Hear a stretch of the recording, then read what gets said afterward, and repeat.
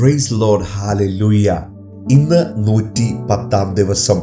നാം വായിക്കുന്നത് ലേവ്യ പുസ്തകം 20-ാം അധ്യായം, സങ്കീർത്തനങ്ങൾ 110-ാം അധ്യായവും അപ്പോസ്തല പ്രവൃത്തി 21-ാം അധ്യായവുമാണ്. ലേവ്യ പുസ്തകം 20-ാം അധ്യായം. യഹോവ പിന്നെയും മോശയോട് അരുളി ചെയ്തത്, നീ ഇസ്രായേൽ മക്കളോട് പറയേണ്ടത് എന്തെന്നാൽ, ഇസ്രായേൽ മക്കളിലോ ഇസ്രായേൽ വന്ന് പാർക്കുന്ന പരദേശികളിലോ ആരെങ്കിലും തന്റെ സന്തതിയിൽ ഒന്നിനെ മോലേക്കിന് കൊടുത്താൽ അവൻ മരണശിക്ഷ അനുഭവിക്കണം. ദേശത്തിലെ ജനം അവനെ കല്ലെറിയണം. അവൻ തന്റെ സന്തതിയെ മോലേക്കിന് കൊടുത്തതിനാൽ എന്റെ വിശുദ്ധ മന്ദിരം മലിനമാക്കുകയും എന്റെ വിശുദ്ധനാമം അശുദ്ധമാക്കുകയും ചെയ്തതുകൊണ്ട് ഞാൻ അവന്റെ നേരെ ദൃഷ്ടിവെച്ച് അവനെ അവന്റെ ജനത്തിൽ നിന്ന് ഛേദിച്ചു കളയും. അവൻ തന്റെ സന്തതിയെ മോലേക്കിന് കൊടുക്കുമ്പോൾ ദേശത്തിലെ ജനം അവനെ കൊല്ലാതെ കണ്ണടച്ചു കളഞ്ഞാൽ ഞാൻ അവനും കുടുംബത്തിനും നേരെ ദൃഷ്ടിവെച്ച് അവനെയും അവന്റെ പിന്നാലെ മോലേക്കിനോട് പരസംഗം ചെയ്യുവാൻ പോകുന്ന എല്ലാവരെയും അവരുടെ ജനത്തിന്റെ നടുവിൽ നിന്ന് ഛേദിച്ചു കളയും. വെളിച്ചപ്പാടന്മാരുടെയും മന്ത്രവാദികളുടെയും പിന്നാലെ പരസംഗം ചെയ്യുവാൻ പോകുന്നവന്റെ നേരെയും ഞാൻ ദൃഷ്ടി വെച്ച് അവനെ അവന്റെ ജനത്തിൽ നിന്ന് ഛേദിച്ചു കളയും. ആകയാൽ നിങ്ങളെ തന്നെ ശുദ്ധീകരിച്ച് വിശുദ്ധന്മാരായിരിപ്പീൻ. ഞാൻ നിങ്ങളുടെ ദൈവമായ യഹോവയാകുന്നു. എന്റെ ചട്ടങ്ങൾ പ്രമാണിച്ച് ആചരിപ്പീൻ. ഞാൻ നിങ്ങളെ ശുദ്ധീകരിക്കുന്ന യഹോവയാകുന്നു. അപ്പനെയോ അമ്മയോ ശപിക്കുന്നവൻ മരണശിക്ഷ അനുഭവിക്കണം. അവൻ അപ്പനെയും അമ്മയെയും ശപിച്ചു, അവന്റെ രക്തം അവന്റെ മേലിരിക്കും. ഒരുത്തന്റെ ഭാര്യയുമായി വ്യഭിചാരം ചെയ്യുന്നവൻ കൂട്ടുകാരന്റെ ഭാര്യയുമായി വ്യഭിചാരം ചെയ്യുന്ന വ്യഭിചാരിയും വ്യഭിചാരിണിയും തന്നെ മരണശിക്ഷ അനുഭവിക്കണം. അപ്പന്റെ ഭാര്യയോടുകൂടെ ശയിക്കുന്നവൻ അപ്പന്റെ നഗ്നത അനാവൃതമാക്കുന്നു. ഇരുവരും മരണശിക്ഷ അനുഭവിക്കണം. അവരുടെ രക്തം അവരുടെ മേലിരിക്കും. ഒരുത്തൻ മരുമകളോടുകൂടെ ശയിച്ചാൽ ഇരുവരും മരണശിക്ഷ അനുഭവിക്കണം. അവർ നികൃഷ്ടകർമ്മം ചെയ്തു, അവരുടെ രക്തം അവരുടെ മേലിരിക്കും. സ്ത്രീയോടുകൂടെ ശയിക്കുന്നത് പോലെ ഒരുത്തൻ പുരുഷനോടുകൂടെ ശയിച്ചാൽ ഇരുവരും മ്ലേച്ഛത ചെയ്തു, അവർ മരണശിക്ഷ അനുഭവിക്കണം. അവരുടെ രക്തം അവരുടെ മേലിരിക്കും. ഒരു പുരുഷൻ ഒരു സ്ത്രീയെയും അവരുടെ അമ്മയെയും പരിഗ്രഹിച്ചാൽ അത് ദുഷ്കർമ്മം. നിങ്ങളുടെ ഇടയിൽ ദുഷ്കർമ്മം ഇല്ലാതിരിക്കേണ്ടതിന് അവനെയും അവരെയും തീയിലിട്ട് ചുട്ടുകളയണം. ഒരു പുരുഷൻ മൃഗത്തോടുകൂടെ ശയിച്ചാൽ അവൻ മരണശിക്ഷ അനുഭവിക്കണം, മൃഗത്തെയും കൊല്ലണം. ഒരു സ്ത്രീ യാതൊരു മൃഗത്തോടെങ്കിലും ചേർന്ന് ശയിച്ചാൽ സ്ത്രീയെയും മൃഗത്തെയും കൊല്ലണം, അവർ മരണശിക്ഷ അനുഭവിക്കണം. അവരുടെ രക്തം അവരുടെ മേലിരിക്കും. ഒരു പുരുഷൻ തന്റെ അപ്പന്റെ മകളോ അമ്മയുടെ മകളോ ആയ തന്റെ സഹോദരിയെ പരിഗ്രഹിച്ച് അവളുടെ നഗ്നത കാണുകയും അവൾ അവന്റെ നഗ്നത കാണുകയും ചെയ്താൽ അത് ലജ്ജാകരം. അവരെ അവരുടെ ജനത്തിന്റെ മുമ്പിൽ വെച്ച് തന്നെ സംഹരിച്ചു കളയണം. അവൻ സഹോദരിയുടെ നഗ്നത അനാവൃതമാക്കി അവൻ തന്റെ കുറ്റം വഹിക്കും. ഒരു പുരുഷൻ ഋതുവായ സ്ത്രീയോടുകൂടെ ശയിച്ച് അവളുടെ നഗ്നത അനാവൃതമാക്കിയാൽ അവൻ അവളുടെ സ്രവം അനാവൃതമാക്കി, അവളും തന്റെ രക്തസ്രവം അനാവൃതമാക്കി. ഇരുവരെയും അവരുടെ ജനത്തിന്റെ ഇടയിൽ നിന്ന് ഛേദിച്ചു കളയണം. നിന്റെ അമ്മയുടെ സഹോദരിയുടെയോ അപ്പന്റെ സഹോദരിയുടെയോ നഗ്നത അനാവൃതമാക്കരുത്. അങ്ങനത്തവൻ തന്റെ അടുത്ത ചാർച്ചക്കാരിയെ അനാവൃതയാക്കുന്നുവല്ലോ, അവർ തങ്ങളുടെ കുറ്റം വഹിക്കും. ഒരു പുരുഷൻ ഇളയപ്പന്റെ ഭാര്യയോടുകൂടെ ശയിച്ചാൽ അവൻ ഇളയപ്പന്റെ നഗ്നത അനാവൃതമാക്കി, അവർ തങ്ങളുടെ പാപം വഹിക്കും. അവർ സന്തതിയില്ലാത്തവരായി മരിക്കണം. ഒരുത്തൻ സഹോദരന്റെ ഭാര്യയെ പരിഗ്രഹിച്ചാൽ അത് മാലിന്യം. അവൻ സഹോദരന്റെ നഗ്നത അനാവൃതമാക്കി, അവർ സന്തതിയില്ലാത്തവരായിരിക്കണം. ആകയാൽ നിങ്ങൾ കുടിയിരിക്കേണ്ടതിന് ഞാൻ നിങ്ങളെ കൊണ്ടുപോകുന്ന ദേശം നിങ്ങളെ ഛർദ്ദിച്ചു കളയാതിരിപ്പാൻ എന്റെ എല്ലാ ചട്ടങ്ങളും സകല വിധികളും പ്രമാണിച്ച് ആചരിക്കണം. ഞാൻ നിങ്ങളുടെ മുമ്പിൽ നിന്ന് നീക്കിക്കളയുന്ന ജാതിയുടെ ചട്ടങ്ങളെ അനുസരിച്ച് നടക്കരുത്. ഈ കാര്യങ്ങളെയൊക്കെയും ചെയ്തതുകൊണ്ട് അവർ എനിക്ക് അറപ്പായി തീർന്നു. നിങ്ങൾ അവരുടെ ദേശത്തെ കൈവശമാക്കുമെന്ന് ഞാൻ നിങ്ങളോട് കൽപ്പിച്ചുവല്ലോ. പാലും തേനും ഒഴുകുന്ന ആ ദേശം നിങ്ങൾ കൈവശമാക്കേണ്ടതിന് ഞാൻ അതിനെ നിങ്ങൾക്ക് തരും. ഞാൻ നിങ്ങളെ ജാതികളിൽ നിന്ന് വേർതിരിച്ചവനായി നിങ്ങളുടെ ദൈവമായ യഹോവയാകുന്നു. ആകയാൽ ശുദ്ധിയുള്ള മൃഗവും ശുദ്ധിയില്ലാത്ത മൃഗവും തമ്മിലും ശുദ്ധിയില്ലാത്ത പക്ഷിയും ശുദ്ധിയുള്ള പക്ഷിയും തമ്മിൽ നിങ്ങൾ വ്യത്യാസം വെക്കണം. ഞാൻ നിങ്ങൾക്ക് അശുദ്ധമെന്ന് വേർതിരിച്ചിട്ടുള്ള മൃഗത്തെ കൊണ്ടും പക്ഷിയെ കൊണ്ടും നിലത്ത് ഇഴയുന്ന യാതൊരു ജന്തുവിനെ കൊണ്ടും നിങ്ങളെ തന്നെ അറപ്പാക്കരുത്. നിങ്ങൾ എനിക്ക് വിശുദ്ധന്മാരായിരിക്കണം. യഹോവയായ ഞാൻ വിശുദ്ധനാകൊണ്ട് നിങ്ങളും എനിക്ക് വിശുദ്ധന്മാരായിരിക്കണം. നിങ്ങൾ എനിക്കുള്ളവരായിരിക്കേണ്ടതിന് ഞാൻ നിങ്ങളെ ജാതികളിൽ നിന്ന് വേർതിരിച്ചിരിക്കുന്നു. വെളിച്ചപ്പാടോ മന്ത്രവാദമോ ഉള്ള പുരുഷനാകട്ടെ സ്ത്രീയാകട്ടെ മരണശിക്ഷ അനുഭവിക്കണം. അവരെ കല്ലെറിഞ്ഞ് കൊല്ലണം. അവരുടെ രക്തം അവരുടെ മേൽ ഇരിക്കും. 110 സങ്കീർത്തനം.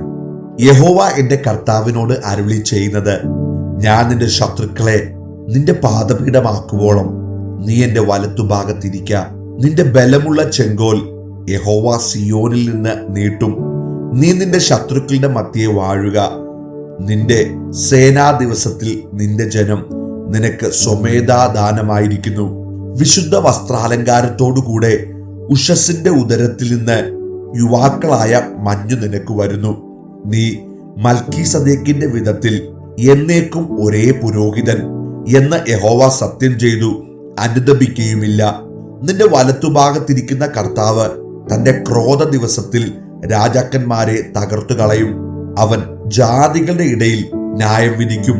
അവൻ എല്ലായിടവും ശവങ്ങൾ കൊണ്ട് നിറയ്ക്കും. അവർ വിസ്താരമായ ദേശത്തിന്റെ തലവനെ തകർത്തു കളയും. അവൻ വഴിയരികെയുള്ള തോട്ടത്തിൽ നിന്ന് കുടിക്കും. അതുകൊണ്ട് അവൻ തല ഉയർത്തും. അപ്പോസ്തല പ്രവൃത്തി 21 അധ്യായം.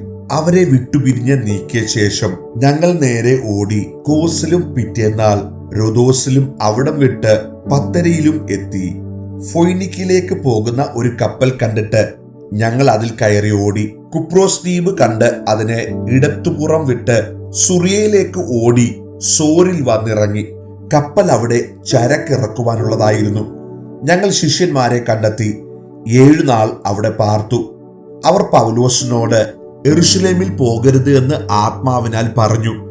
അവിടത്തെ താമസം കഴിഞ്ഞിട്ട് ഞങ്ങൾ വിട്ടുപോകുമ്പോൾ അവർ എല്ലാവരും സ്ത്രീകളും കുട്ടികളുമായി പട്ടണത്തിന് പുറത്തോളം ഞങ്ങളോട് കൂടെ വന്ന് കടൽക്കരയിൽ മുട്ടുകുത്തി പ്രാർത്ഥിച്ചു. തമ്മിൽ യാത്ര പറഞ്ഞിട്ട് ഞങ്ങൾ കപ്പൽ കയറി അവർ വീട്ടിലേക്ക് മടങ്ങിപ്പോയി. ഞങ്ങൾ സോർ വിട്ട് കപ്പലോട്ടം തികച്ച് തോലെമായിസിലെത്തി സഹോദരന്മാരെ വന്ദനം ചെയ്ത് ഒരു ദിവസം അവരോടുകൂടെ പാർത്തു. പിറ്റേന്നാൾ ഞങ്ങൾ പുറപ്പെട്ട് കൈസരിലെത്തി. 7 ഒരുവനായ ഫിലിപ്പോസ് എന്ന സുവിശേഷകന്റെ വീട്ടിൽ ചെന്ന് അവനോടുകൂടെ പാർത്തു. അവന് കന്യകമാരും പ്രവചിക്കുന്നവരുമായ 4 പുത്രിമാരുണ്ടായിരുന്നു. ഞങ്ങൾ അവിടെ വളരെ ദിവസം പാർത്തിരിക്കുമ്പോൾ അഗബോസ് എന്ന ഒരു പ്രവാചകൻ യഹൂദ്യയിൽ നിന്ന് വന്നു. അവൻ ഞങ്ങളുടെ അടുക്കൽ വന്ന് പൗലോസിന്റെ അരക്കച്ച എടുത്ത് തന്റെ കാലുകളെ കെട്ടി. ഈ അരക്കച്ചയുടെ ഉടമസ്ഥനെ യഹൂദന്മാർ യെരുശലേമിൽ ഇങ്ങനെ കെട്ടി ജാതികളുടെ കയ്യിൽ ഏൽപ്പിക്കുമെന്ന് പരിശുദ്ധാത്മാവ് പറയുന്നു എന്ന് പറഞ്ഞു. ഇത് കേട്ടാറെ യെരുശലേമിൽ പോകരുത് എന്ന് ഞങ്ങളും അവിടുത്തുകാരും അവനോട് അപേക്ഷിച്ചു. അതിനു പൗലോസ്, നിങ്ങൾ കരഞ്ഞ് എന്റെ ഹൃദയം ഇങ്ങനെ തകർക്കുന്നത് എന്ത്? കർത്താവായ യേശുവിന്റെ നാമത്തിനു വേണ്ടി ബന്ധിക്കപ്പെടുവാൻ മാത്രമല്ല, യെരുശലേമിൽ മരിപ്പാനും ഞാൻ ഒരുങ്ങിയിരിക്കുന്നുവെന്ന് ഉത്തരം പറഞ്ഞു. അവനെ സമ്മതിപ്പിച്ചു കൂടായകയാൽ കർത്താവിന്റെ ഇഷ്ടം നടക്കട്ടെ എന്ന് പറഞ്ഞ് ഞങ്ങൾ മിണ്ടാതിരുന്നു. അവിടുത്തെ താമസം കഴിഞ്ഞിട്ട് ഞങ്ങൾ യാത്രയ്ക്ക് കോപ്പുകൂട്ടി യെരുശലേമിലേക്ക് പോയി. കൈസരിയിലെ ശിഷ്യന്മാരിൽ ചിലരും ഞങ്ങളോട് കൂടെ പോന്നു. കുപ്രോസുകാരനായ നാസോൻ എന്ന ഒരു പഴയ ശിഷ്യനോട് കൂടെ അതിഥികളായി പാർക്കേണ്ടതിന് ഞങ്ങളെ അവന്റെ അടുക്കൽ കൂട്ടിക്കൊണ്ടുപോയി. യെരുശലേമിൽ എത്തിയപ്പോൾ സഹോദരന്മാർ ഞങ്ങളെ സന്തോഷത്തോടെ കൈക്കൊണ്ടു. പിറ്റേന്ന് പൗലോസും ഞങ്ങളും യാക്കോബിന്റെ അടുക്കൽ പോയി. മൂപ്പന്മാരും എല്ലാം അവിടെ വന്നുകൂടി. അവൻ അവരെ വന്ദനം ചെയ്ത് തന്റെ ശുശ്രൂഷയാൽ ദൈവം ജാതികളുടെ ഇടയിൽ ചെയ്യിച്ചത് ഓരോന്നായി വിവരിച്ചു പറഞ്ഞു. അവർ കേട്ട് ദൈവത്തെ മഹത്വപ്പെടുത്തി. പിന്നെ അവനോട് പറഞ്ഞത്, സഹോദര, യഹൂദന്മാരുടെ ഇടയിൽ വിശ്വസിച്ചിരിക്കുന്നവർ എത്ര ആയിരമുണ്ട് എന്ന് നീ കാണുന്നുവല്ലോ. അവർ എല്ലാവരും ന്യായപ്രമാണ തൽപരന്മാർ ആകുന്നു. മക്കളെ പരിച്ഛേദന ചെയ്യരുത് എന്ന് നമ്മുടെ മര്യാദ അനുസരിച്ച് നടക്കരുത് എന്നും നീ ജാതികളുടെ ഇടയിലുള്ള സകല യഹൂദന്മാരോടും പറഞ്ഞു.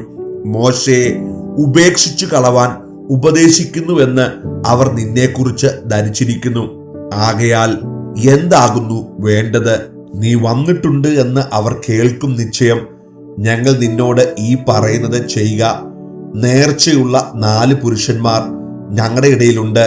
അവരെ കൂട്ടിക്കൊണ്ട് അവരോടുകൂടെ നിന്നെ ശുദ്ധി വരുത്തി അവരുടെ തല ക്ഷൗരം ചെയ്യേണ്ടതിന് അവർക്ക് വേണ്ടി ചെലവ് ചെയ്യുക. എന്നാൽ നിന്നെക്കൊണ്ട് കേട്ടത് ഉള്ളതല്ല എന്നും നീയും ന്യായപ്രമാണത്തെ ആചരിച്ച് ക്രമമായി നടക്കുന്നവനെന്നും എല്ലാവരും അറിയും. വിശ്വസിച്ചിരിക്കുന്ന ജാതികളെ സംബന്ധിച്ചോ അവർ വിഗ്രഹാർപ്പിതവും രക്തവും ശ്വാസം മുട്ടിച്ചതും പരസംഗവും മാത്രം ഒഴിഞ്ഞിരിക്കണം എന്ന് വിധിച്ച് എഴുതി അയച്ചിട്ടുണ്ടല്ലോ. അങ്ങനെ പൗലോസ് ആ പുരുഷന്മാരെ കൂട്ടിക്കൊണ്ട് പിറ്റേന്നാൾ അവരോടുകൂടെ തന്നെ ശുദ്ധി വരുത്തി ദൈവാലയത്തിൽ ചെന്നു. അവരിൽ ഓരോരുത്തനു വേണ്ടി വഴിപാട് കഴിപ്പാനുള്ള ശുദ്ധീകരണകാലം തികഞ്ഞുവെന്ന് ബോധിപ്പിച്ചു. ആ 7 ദിവസം തീരാറായപ്പോൾ ആസിയിൽ നിന്ന് വന്ന യഹൂദന്മാർ അവനെ ദൈവാലയത്തിൽ കണ്ടിട്ട് പുരുഷാരത്തെയൊക്കെയും ഇളക്കി അവനെ പിടിച്ചു. ഇസ്രായേൽ പുരുഷന്മാരെ സഹായിപ്പിൻ, ഇവനാകുന്നു ജനത്തിനും ന്യായപ്രമാണത്തിനും ഈ സ്ഥലത്തിനും വിരോധമായി എല്ലായിടത്തും എല്ലാവരെയും ഉപദേശിക്കുന്നവൻ. അവൻ യവനന്മാരെയും ദൈവാലയത്തിൽ കൂട്ടിക്കൊണ്ടുവന്ന് ഈ വിശുദ്ധ സ്ഥലം തീണ്ടിച്ചു കളഞ്ഞുവെന്ന് വിളിച്ചുകൂകി. അവർ മുമ്പേ എഫീസനായ ത്രോഫിമോസിനെ അവനോടുകൂടെ നഗരത്തിൽ കണ്ടതിനാൽ പൗലോസ് അവനെ ദേവാലയത്തിൽ കൂട്ടിക്കൊണ്ടുവന്നു എന്ന് നിരൂപിച്ചു. നഗരമെല്ലാം ഇളകി ജനം ഓടിക്കൂടി പൗലോസിനെ പിടിച്ച് ദേവാലയത്തിന് പുറത്തേക്ക് ഇഴച്ചുകൊണ്ടുപോയി. ഉടനെ വാതിലുകൾ അടച്ചു കളഞ്ഞു. അവർ അവനെ കൊല്ലുവാൻ ശ്രമിക്കുമ്പോൾ യെരൂശലേമൊക്കെയും കലക്കത്തിലായി എന്ന് പട്ടാളത്തിന്റെ സഹസ്രാധിപന് വർത്തമാനമെത്തി. അവൻ ക്ഷണത്തിൽ പടയാളികളെയും ശതാധിപന്മാരെയും കൂട്ടിക്കൊണ്ട് അവരുടെ നേരെ പാഞ്ഞു വന്നു. അവർ സഹസ്രാധിപനെയും പടയാളികളെയും കണ്ടപ്പോൾ പൗലോസിനെ അടിക്കുന്നത് നിർത്തി. സഹസ്രാധിപൻ അടുത്തു വന്ന് അവനെ പിടിച്ച് 2 ചങ്ങല വെപ്പാൻ കൽപ്പിച്ചു. ആരെന്നും എന്തു ചെയ്തു എന്നും ചോദിച്ചു. പുരുഷാരത്തിൽ ചിലർ ഇങ്ങനെയും ചിലർ അങ്ങനെയും നിലവിളിച്ചുകൊണ്ടിരുന്നു. ആരവാരം ഹേതുവായി നിശ്ചയമൊന്നും അറിഞ്ഞുകൂടായകയാൽ അവനെ കോട്ടയിലേക്ക് കൊണ്ടുപോകുവാൻ കൽപ്പിച്ചു. പടിക്കെട്ടിന്മേലായപ്പോൾ അവനെ കൊന്നുകളക എന്ന് ആർത്തുകൊണ്ട് ജനസമൂഹം പിഞ്ചൽകയാൽ പുരുഷാരത്തിന്റെ ബലാത്കാരം പേടിച്ചിട്ട് പടയാളികൾ അവനെ എടുക്കേണ്ടി വന്നു. കോട്ടയിൽ കടക്കുമാറായപ്പോൾ പൗലോസ് സഹസ്രാധിപനോട്, എനിക്ക് നിന്നോടൊരു വാക്ക് പറയാമോ എന്ന് ചോദിച്ചു. അതിന് അവൻ, നിനക്ക് യവന ഭാഷ അറിയാമോ? കുറെ നാൾ മുമ്പേ കലക്കമുണ്ടാക്കി 4000 കട്ടാരക്കാരെ മരുഭൂമിയിലേക്ക് കൂട്ടിക്കൊണ്ടുപോയ മിസ്രൈമ്യൻ നീ അല്ലയോ എന്ന് ചോദിച്ചു. അതിന് പൗലോസ്, ഞാൻ കിലിക്കയിൽ തർസോസ് എന്ന പ്രസിദ്ധ നഗരത്തിലെ പൗരനായൊരു യഹൂദനാകുന്നു. ജനത്തോട് സംസാരിപ്പാൻ അനുവദിക്കണമെന്ന് അപേക്ഷിക്കുന്നു എന്ന് പറഞ്ഞു. അവൻ അനുവദിച്ചപ്പോൾ പൗലോസ് പടിക്കെട്ടിന്മേൽ നിന്നുകൊണ്ട് ജനത്തോട് ആംഗ്യം കാട്ടി വളരെ മൗനമായ ശേഷം എബ്രായ ഭാഷയിൽ വിളിച്ചു പറഞ്ഞതാവിത്,